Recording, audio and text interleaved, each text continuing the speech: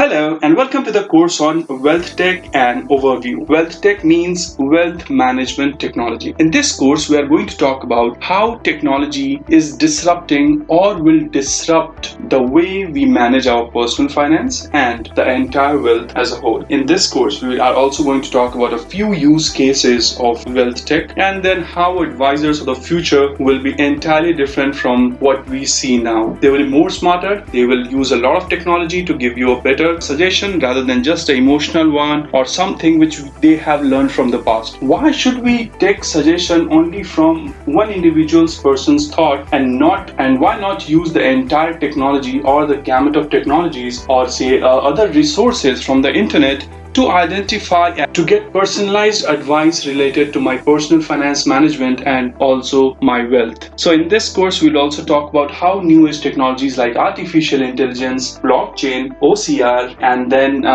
virtual reality, these things are changing the landscape of wealth management. We are also going to talk about a few use cases, and in the resource section, we're also going to share with you around 50 to 60 companies working in the wealth tech, what are the problems they are solving and what kind of value propositions they offer to their customers. So we will talk about all those things in this business oriented course. So I'm so much excited because this wealth tech is a niche category under Fintech, which is financial technology, and now this is becoming important. Why? Because consumers now want everything on their mobile. They do not want to discuss it with anyone else if they can do that themselves. So there is another generation called DIY or do it yourself. So now people are talking about those things. Even now people are talking about why can't I invest say $1 or $2 into any of the personal finance management tool? Why only I need a $500 or say a $5,000 to invest? Why? Because the personal advisors, the human advisors are costly, right?